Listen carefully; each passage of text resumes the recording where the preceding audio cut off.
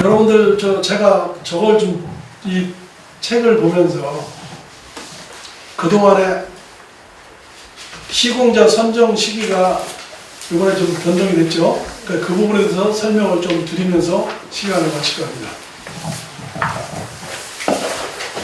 시공자 선정 자체는 상당히 좀 까다로워요. 조문이 너저분하고 지저분해. 이 위계를 설명하려면 참 어려워. 이게 우리 도정법 29조하고 29조에서는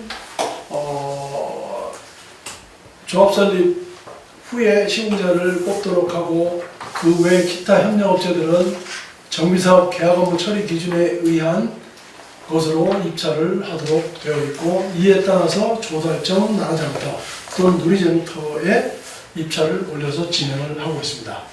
그 다음에 여기 이 조문에 보면 118조 1항 2항은 이것은 29조에서 시공자 선정 시기를 시도제로 위임을 해가지고 그걸 받아가지고 공공지원의 경우에는 118조에서 시도 조역을 이렇게 정한다 라고 규정을 하고 있어요. 그리고 이 위임한 걸 따라서 서울시 도시정비조례 77조에서는 역시 이런 조문을 두고 있어요. 우리 서울시는 사업시행 인가 이후에 폼셈이나 이리데카가 나오게 되면은 거기에 따라서 시공자를 선정한다. 물론 설계사무소를 먼저 뽑아서 설계사무소에서 하는 설계가 원안 설계 또는 기본 설계라고 얘기하죠. 그 기본 설계를 가지고서 이제 실시 설계를 하도록 되어 있는데, 실시 설계는 시공자한테 줘서 시행할 수 있도록 하는 도면이기도 하고요. 이렇게 진행을 하는데, 내가 왜 그 얘기를 하냐면은 이 스타트의 출발은 설계자가 설계해놓은 원안 설계를 가지고서 물량을 뽑아서 그 물량에 의해서 시공자 선정을 위한 데이터를 만들어서 입찰을 하도록 이렇게 되어 있다는 거죠. 그래서 이러한 설계자를 뽑는 것도 정비사업 계약 업무 처리 기준에 나와 있고, 그 다음에 기본적으로는 국토부에서는 시공자 선정 기준을 이렇게 절차를 정하고 있어요. 그런데 이 절차가 말씀드린 대로 시도제로 그 시행의 시기가 달라지게 되죠. 그래서 서울시는 공공관리 시공자 선정 기준을 둬서 서울시가 별도로 기준을 두고 있어요. 그러니까 우리는 지금 시공자 선정 절차를 이해하려면 이 네 가지를 다 알아야 돼. 그래서 이 네 가지를 크로스오버 해가지고 정리를 해서 이해를 해야지만은 시공자의 선정 절차를 이해할 수 있어요. 이 네 가지가 서로 들락날락하면서 섞어서 현행 기준들을 정리를 해봤는데, 그렇다고 했을 경우에 지금 얘기한 2023년 7월 1일 날 시행되는 시공자 선정 시기가 앞으로 당겨진다고 해가지고 그럼 종전에 있던 이 규정들하고 틀리냐 맞느냐 이것도 검토해봐야 되겠죠? 그렇게 정리를 해서 이 조문을 만든 거예요. 그 옆에 보면은 이렇게 해서 조합 설립 시기가 이제는 똑같아지게 돼서, 나도 두려움에 혹시라도 종전에 책들이 많이 나와 있는데 이렇게 됐을 경우에 시공자 선정 시기가 당연히 국토부의 선정 시기나 다른 거는 다 세팅이 돼 있지 맞게끔. 근데 서울시 공공지원 시공자 선정 기준 이게 2010년도에 만들어진 거예요. 이 당시에 공공관리를 하면서 사업시행 인가 이후에 만들어지게 된 조문인데, 이 조문하고 어떻게 상충되지 않도록 이해를 하면서 현 시스템을 이해해야 된다라는 거고, 그래서 제일 먼저 시공자를 뽑으려면은 여기는 안 써놨는데 설계사무소의 선정을 통해서 이번에 과천 10단지에서 먼저 사업시행 계획을 3년 유보시켜놨다가 진행을 하겠다고 총회를 했어요. 얼마 전에. 하면서 뭐를 했냐 하면은 설계자를 먼저 뽑았어. 이 설계자를 뽑은 이유는 기본 설계, 때는 원한 설계를 뽑아놔야지만 시공자를 그 이후에 뽑을 수 있겠죠. 시공자가 뭐가 있어야지 뽑을 거 아니에요. 설계안을 도면을 줘가지고. 이랬을 경우에 나타나는 문제가 이제 대안 설계라는 얘기나 혁신 설계가 나오는데 그거는 오늘은 강의할 내용은 아니고 시공자 선정 계획을 결정을 하는데 여기 설계 도서 및 공사 원가의 산출 이렇게 나와 있죠. 박스 안에. 이걸 누가 하는 거냐? 우리가 못해요. 일반인들은. 이것은 이미 설계자가 뽑혀 있다는 것을 예상을 하고 이 시공사를 뽑으려고 하면은 설계 후닥닥 빨리 해가지고 설계 도서, 도서는 그림하고 그리죠. 공사 원가, 일대가가 나와야 되겠지, 물량이. 이걸 뽑아가지고 이사회를 소집을 해요. 그럼 이사회는 시공자 선정 계획안을 만들어가지고 이사회 의결을 거쳐가지고 공공지원자인 구청장의 검토를 받아서 이걸 가지고 대의원에서 의결을 거치게 되는 거죠. 그래서 제일 첫 번째로는 그 앞에 설계자를 먼저 뽑고, 근데 여기에는 굳이 내가 설계자를 뽑는다는 걸 쓸 필요가 없지. 시공자 선정 계획을 결정한다. 누가 결정하느냐? 여기 써놨죠. 정비조합은 시공자 선정 기준에 따라서 여기 나오죠. 이사회를 개최 전에 공사 입찰에 필요한 설계 도서를 작성하고 공사 원가를 산출한다. 그리고 예정 공사비를 산정하고 어쩌고저쩌고 나오는데 이것은 주업은 정비조합이죠. 정비조합이 할 수가 없죠. 그러니까 설계사무들을 뽑아서 시공자 선정 계획을 결정을 해서 이사회의 의결을 통해 가지고 대의원으로 던진다 라는 거죠.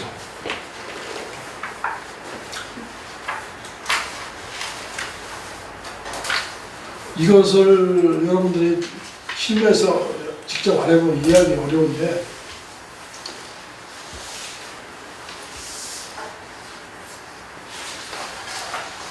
거기서 선정 계획안을 대의원회 의결 대신 조합 총회 의결을 받을 수 있는지 이게 나온 질문이 언제 거냐면은 2021년 10월 달에 이게 있었는데 이때는 조합이 해임을 다 돼가지고 다 날아가 버린 거야. 이사회를 할 수가 없었어.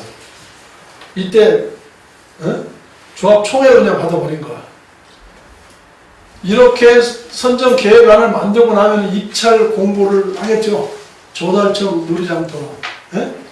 그래서 어쩌고저쩌고 하는데 입찰 공고를 내게 되는데 그 입찰 공고의 내용에는 이러한 내용들이 쭉 포함되어 있어야 된다 라는 거고, 내가 오늘 시간이 좀 남아서 2023년도 2월 20일 날 시공자 선정 입찰 공고를 낸 걸 봤어요. 이것을 얘기하면은 즉 다시 말해 설계자를 뽑고 그 다음에 프로젝트를 짜서 이사회 의견을 거쳐가지고 대의원회를 통해서 입찰 공고를 낸다고 내가 얘기했죠. 여기에 보면은 사업 개요 아까 쭉 나온 그대로 해놓은 거예요.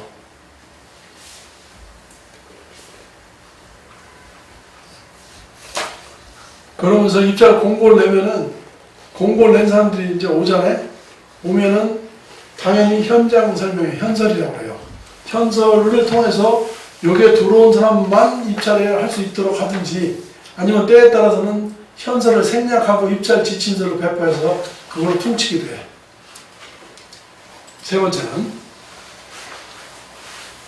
그리고 입찰서를 작성을 하게 되는데 이 주어는 건설업자로 되어 있죠. 이 조합이 아니야.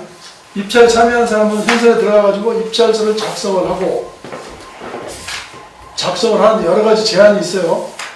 그리고 이 입찰서를 접수 및 개봉.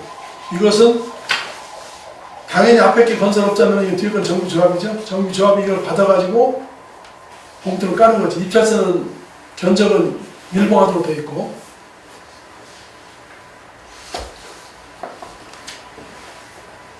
그리고 이 상정하는 데서 업체를 뽑아가지고 총회에 상정할 회사를 선정하는 거야. 대의원회에서. 이게 이제 보면은 제출된 입찰서를 모두 대의원회에 상정하도록 하고 이사회에서 박탈해가지고 하는 것은 위법하다. 모조리 대의원한테 넘겨가지고 대의원한테 박탈하는 것이 맞다라고 하는 거가 유권해석의 개념이에요. 그리고 최소한 6인 이상의 업체를 선정하도록 하지만 6인 미만인 때도 모두 총회에 선정하도록 하는 규정들이 여기 조문이 이것은 계약 업무 처리 기준이나 선정 기준에 여기 다 담아놨어요. 이게 최신권이가 이렇게 최신 버전이에요. 그리고 입찰이 제대로 안 됐을 경우 입찰을 연기하거나 재입찰 공고를 하게 돼요. 요번에 저도 입찰을 참여해서 1등을 했는데 조합이 시름시름 앓더니 한 3개월을 갖고 있다가 2등하고 1등하고 차이가 나는데 재입찰하다가 나한테 공문을 보내왔더라고. 이유도 없이 3개월 있다가 그쪽을 뽑아주고 싶은가 봐. 그래서 내가 문서로 너네 한번 그렇게 해봐라. 내가 심심한데 좀 제기 좀 해야 되겠지, 젠종을. 그랬더니 거기 써놨더라고. 공문이 오늘 휙 날라왔어. 당신 입찰에 참여했을 때 모든 조치를 조합의 조치에 따르도록 했으니까 그걸 이행해 주시기 바람 했는데 내가 오늘 가만히 생각하다가 야 내가 니네 조치에 따르도록 한 것은 합법적인 한도 내에서만 내가 따르도록 한 것이지 내가 니네끼리 비리를 저질러가 지는 마음대로 하는 거 재입찰, 재공고를 하는 것까지 따른다는 건 아니다 라고 보내려다 지금 시간이 없어가지고 오늘 강의 준비하는 거 못했어.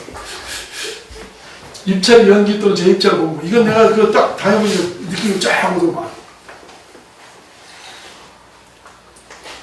이 조문들을 내가 다 찾았어요. 이거 구석에 처박혀 있어가지고 찾기가 힘들었는데. 그리고 건설업자의 홍보. 입찰 참여해서 이제 입찰을 제대로 하게 되면 이 건설업자들이 이제 홍보를 하고 조합은 입찰 제안서 비교표를 작성을 해요. A사, B사, C사 해가지고 그 장단점을 다 뽑아가지고 조합원들한테 나눠줘야 되죠. 합동 설명회 겸 개별 홍보 금지. 이걸 위반하는 경우 자른다는 얘기도 나오고. 그 다음에 홍보와 관련된 준수사항 및 입찰 보증금 조합 귀속 사례 해가지고 쭉 제주도시로 정리해놨어요. 내가 써놓은 게 아니고 우리 그 서울시 시공자 선정 기준에 나와 있는 제재 아니에요.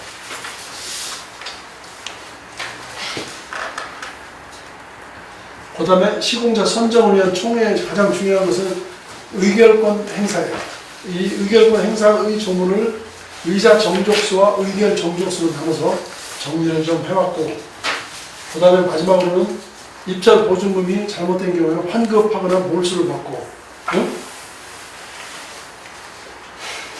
입찰 보증금의 예입조치, 몰수, 이 규정들을 좀 정리해봤습니다. 그 다음에 대안 설계하고 특화 설계는 전번에 여러분들 설명을 해드린 바가 있습니다. 그래서 오늘 강의한 내용 중에는 최근에 조례가 개정됨에 따라서 개정된 조례에 따른 시공자 선정과 관련된 과정들을 정리를 했는데 완벽하게 하진 않았어요. 큰 틀에서 프레임만 이해만 하면 되는 것이지 나중에 그 시공사들하고 다툼이 있는 것을 변호사들이 하면 되니까 우리가 그것까지 수고할 필요는 없지 않나. 오늘은 이 정도로만 정리를 하고요. 오늘 강의를 마치도록 하겠습니다. 고생하셨습니다.